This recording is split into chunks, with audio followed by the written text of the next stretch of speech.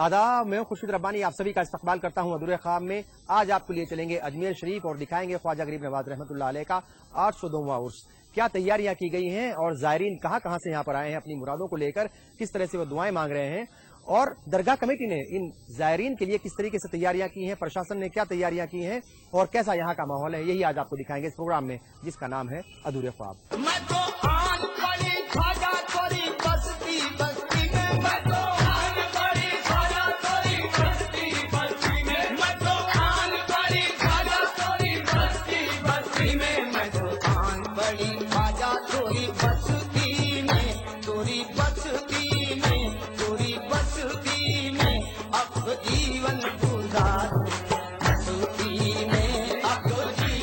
ख्वाजा गरीब नवाज के 802वें उर्स के मौके पर अधूरे ख्वाब की टीम ने अजमेर पहुंचकर देखा कि आखिर कैसे ख्वाजा के चाहने वाले अकीदतमंद मुल्क के कोने कोने से चलकर गरीब नवाज की चौखट पर पहुंच रहे हैं।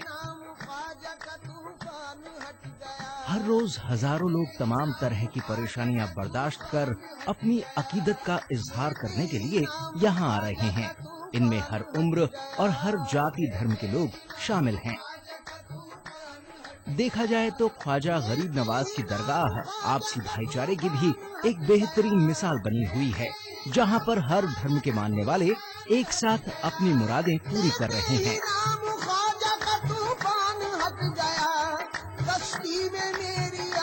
समंदर सिमट गया, ये तो ख्वाजा का करम है, मेरे ख्वाजा का करम है। आज के इस एपिसोड में दिखाएंगे कि कैसे ख्वाजा के दर पर लोगों के अधूरे ख्वाब पूरे होते हैं। साथ ही बताएंगे कि इन अकीदतमंदों के लिए दरगाह कमेटी और अंजुमन सैयद ज़ादगान की तरफ से क्या इंतजामात किए जाते हैं।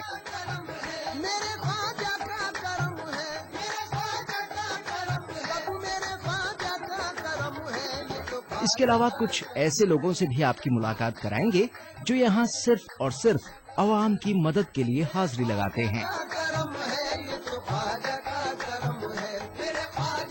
आइए सबसे पहले चलते हैं दरगाह शरीफ। यहाँ रूहानी माहौल में अकीदतमंदों और खुद्दाम ख्वाजा से मिलकर हालात का जायजा लेते हैं।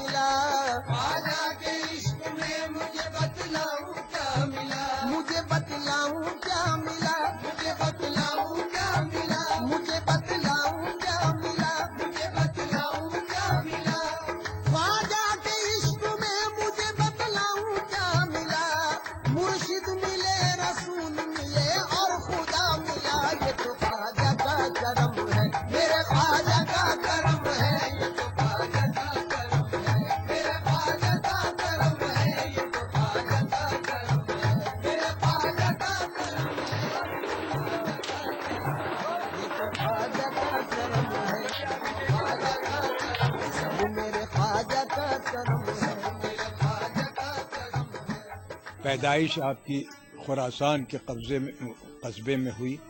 सजिस जिसका नाम था, आज भी उसे सजिस कहा जाता है।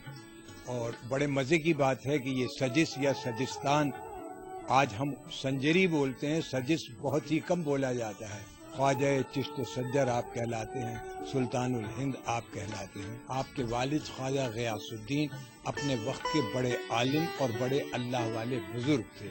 जब ऐसे बुजुर्ग थे तो अहलिया यानी आपकी वालिदा भी एक बड़ी ज़बरदस्त बुजुर्ग थी और उनकी आगोश में, उनके गहवारे में ख्वाजा साहब के दिलो दिमाग पर बुजुर्गी के और इल्मियत के जो आसार नमूदार हुए वो एक तबई बात थी। अल्लाह का करना कि बहुत ही कम उम्री में गरीब नवाज के वालिद का विसाल हुआ और वालिदा भी चल बसी। ये ज़माना उनके लिए बड़ा ही क्रिटिकल ज़माना था ख्वाजा साहब का, लेकिन उन्होंने अल्लाह के भरोसे उसे गुजारा। खामोशी से अपने बाग की आबियारी करते थे, उसकी जो फसल आती थी उससे इनका गुजारा होता था।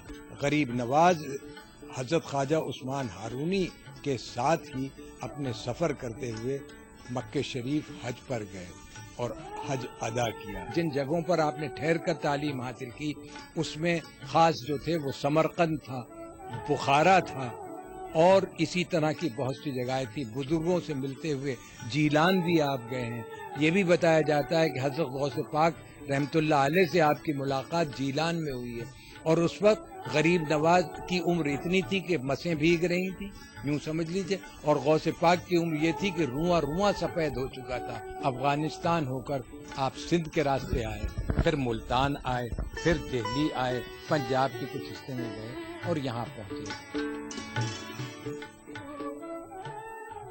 درگاہ کمیٹی ہر سال کی طرح اس سال بھی جو ہے جو انتظامات کرتے ہیں وہ پورے ہو چکے ہیں، اور اس سال تھوڑی گرمی زیادہ ہونے کی وجہ سے ہم نے اس چیز پہ زور دیا ہے کہ باہر سے آنے والے زائرین کو ٹھنڈا پانی پینے کے لیے مہیا ہو. ہم نے 2 کولر اور مزید ٹیپس لگائے ہیں، نل لگائے ہیں، جس میں ٹھنڈا پانی ہمیشہ آتا رہے گا. یہ انتظامات تو یہاں ہو رہے ہیں، اور گرمی کی وجہ سے جب زائرین لائن میں کھڑ کے جانا پڑتا ہے، کیونکہ زائرین کی اتنی بڑی تعداد میں یہاں آتے ہیں کہ ایک طرف سے جانے کے لیے اور ایک طرف سے آنے کے لیے انتظامات ہوتے ہیں. کیونکہ جب خدام خدمت کا وقت ہوتا ہے اس وقت ہی صرف درگاہ شریف کے دروازے بند ہوتے ہیں، باقی تمام وقت پہ جو ہے کھلے رہتے ہیں، اور زائرین کا تانتا لگا رہتا ہے. اس لیے زائرین کے پاؤں جو ہے گرمی میں لائن میں کھڑے ہوئے ان کو تکلیف نہ ہو، اس کے لیے ہم نیچے کارپیٹ بھی ڈالنے کی پوری کوشش کر رہے ہیں. اور جہاں تک شامیانہ وغیرہ ہے، آپ نے دیکھ رہے ہیں گرمی ہے، اس لیے سارے دن جو ہے زیادہ تر اس میں چھاؤں کے لیے ہم نے شامیانہ بھی لگوائے ہیں. اور جہاں شامیانہ بہت ہی خراب ہو چکے تھے یا ان کی مرمت کی ضرورت تھی، یہ ساری چیزیں بھی یہاں ہو چکی ہیں.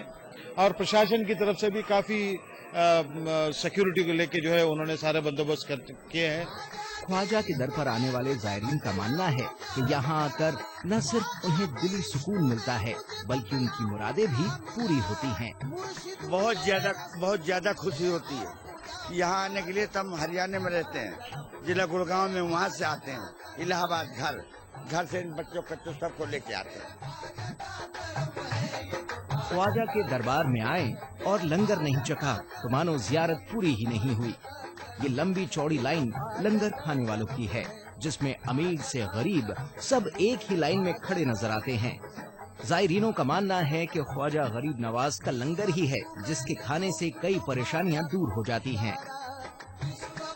مراد جو ہوتی ہے تو مراد پوری ہو جاتی ہے.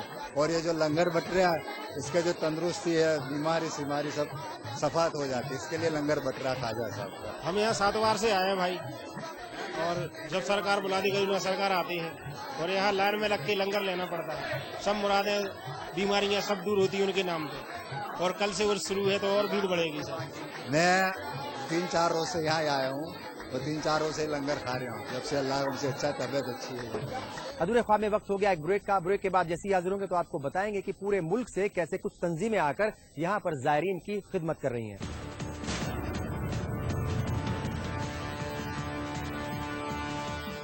بریک کے بعد ایک بار پھر آپ سبھی کا استقبال ہے. آپ دیکھ رہے ہیں ادھورے خواب، اور آج ہمیں خواجہ غریب نواز رحمۃ اللہ علیہ کے 802ویں عرس میں اجمیر شریف میں، اور دکھانے کی کوشش کر رہے ہیں کہ یہاں پر کس طریقے سے زائرین آئے ہوئے ہیں اور درگاہ کمیٹی نے ان زائرین کے لیے کیا انتظامات کیے ہیں.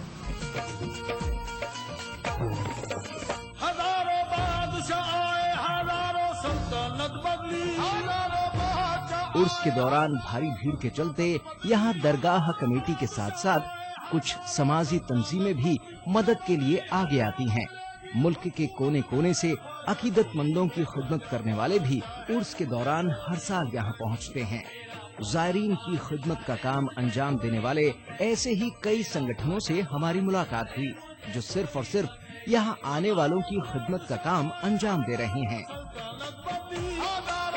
حضور غریب نواز کی بارگاہ میں جو تشریف لاتے ہیں، جن کی فرسٹ ایڈ میں جو طبی سہولیات جتنی ہم فراہم کر سکتے ہیں، کوشش کرتے ہیں کہ جتنا ہو سکے ہم مریضوں کو میڈیکل فیسلٹیز جو ہے وہ پوری کی جا سکے. یہ ہمارا ایک منصب اور ایک یہ ہے خدمت کا ایک جذبہ ہے، اور اسی کے تحت ہم لوگ سب وہاں سے تشریف لاتے ہیں.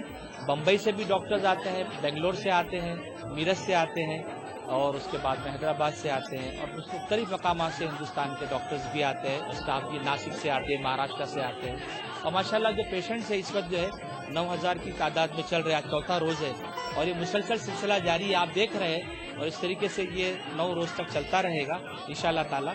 اور یہ ہم دعا کرتے ہیں کہ حضور غریب نواز جو ہے اس خدمات کو قبول فرمائے اور اللہ تعالیٰ جو ہے اس خدمت کو قبول فرمائے اور ہمیشہ ہمیں اس طرح یہاں آنے کی جو ہے وہ اس کی صلہ عطا فرمائے اور ایک نئے جذبے کے ساتھ ہم ہر سال یہاں حاضر ہو. یہ ہماری دلی تمنا ہے. ڈاکٹر کے ہاتھ میں شفا چاہیے تو لازمی طور پر جو اس کا ریاض ہے ڈاکٹر کا, جو اس کا تجربہ ہے, وہ یہاں کام کرتا ہے. اب ہم لوگ ایک ساتھ ایک پیشنٹ کو بہت سے بہت 2 منٹ دے سکتے ہیں, مگر ہم لوگوں کو یہ اتنا معلوم ہے کہ شفا تو یہاں سے ملنی ہے. وہ لوگ خوش ہو کے یہاں سے جاتے ہیں. یہ ہم لوگوں کو اتنا دلی سکون اور اطمینان ہے کہ ہم لوگوں کو اس خدمت کے لیے چنا گیا ہے اور ہر بچہ یہاں اپنے ذوق اور اپنے جذبے سے یہاں کام کر رہا ہے.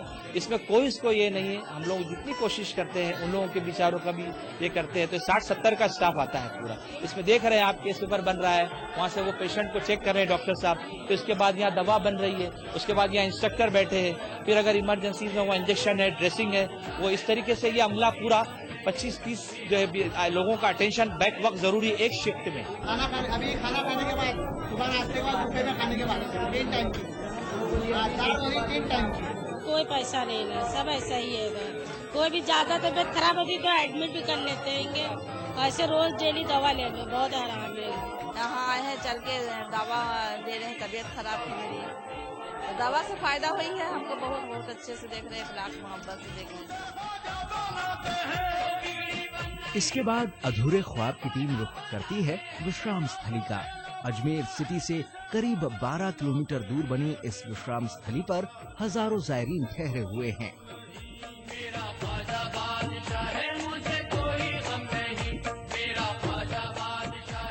وشرام استھلی کاڑ میں جو ہے, جس کا نام ہم نے غریب نواز مہمان خانہ رکھا ہے, وہاں بہت بڑی تعداد میں زائرین ٹہرتے ہیں.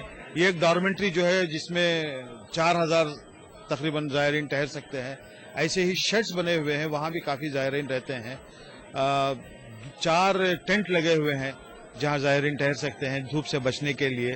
میں سمجھتا ہوں اس بار کافی انتظامات پرشاسن نے بھی وہاں درگاہ کمیٹی سے پوچھ کر اچھے انتظامات کیے ہیں. وہاں بھی پینے کے لیے پانی, ٹھنڈا پانی, برف ڈال کے جو ہے لوگوں کو ٹھنڈا پانی بھی وہاں بھی ہم نے انتظام کیا ہے. وہاں سے یہاں زائرین آنے کے لیے ٹرانسپورٹ ڈپارٹمنٹ نے جو ہے یہاں کے انہوں نے بسز لگائے ہیں بڑے ہی واجب دام سے. ہمیشہ بسز کھڑی رہتی ہے. جیسے ہی ایک بس پورے لوگ بیٹھ گئے وہ بس نکلتی ہے اور دوسری بس لگ جاتی ہے. وہاں سے یہاں آنے کے لیے کافی سہولتیں یہاں کے ایڈمنسٹریشن نے کی ہے.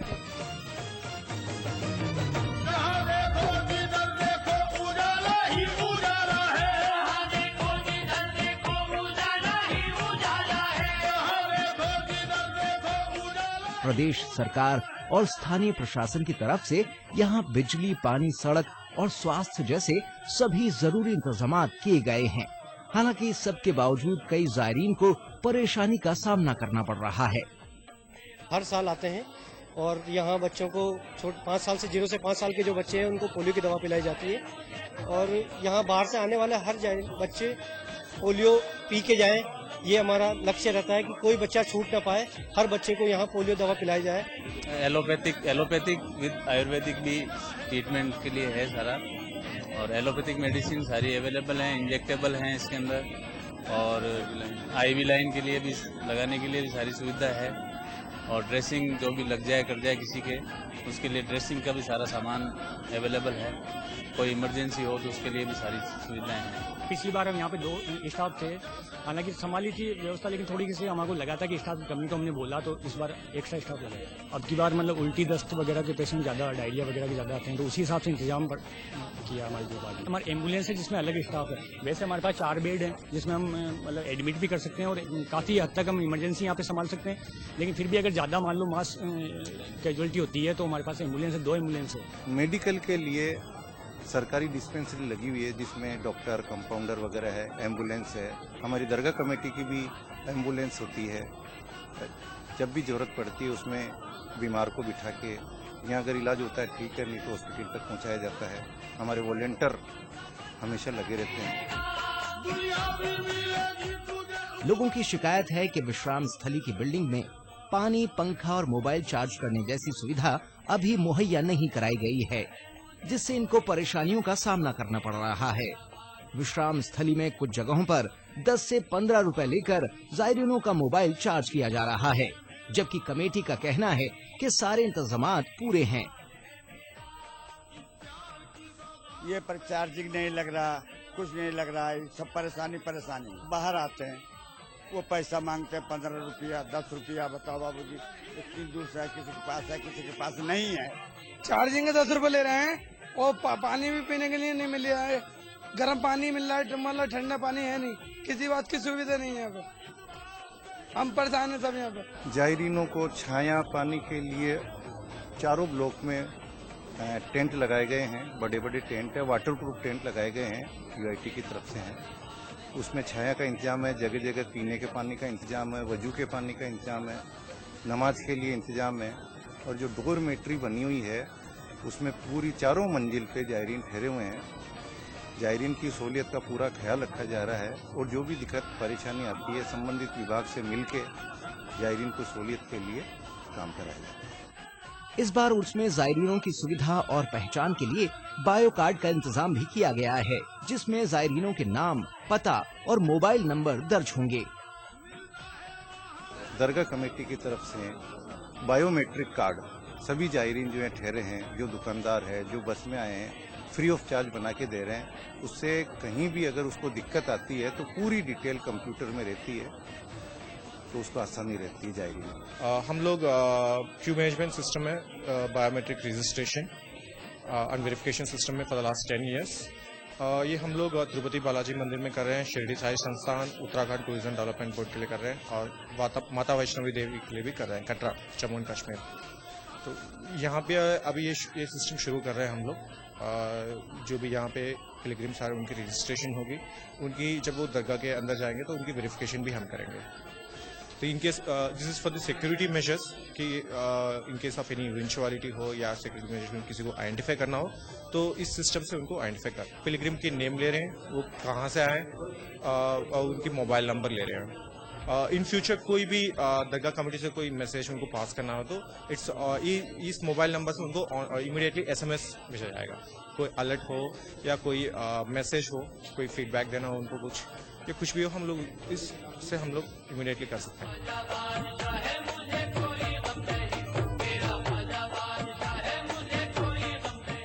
अधूरे ख्वाब में वक्त हो गया एक और ब्रेक का। ब्रेक के बाद जैसे ही हाजिर होंगे तो आपकी बहुत सारे जायरीन से मुलाकात करवाएंगे और जानने की कोशिश करेंगे कि ख्वाजा के दर पर आकर वो कैसे अपनी मुरादें पूरी करते हैं।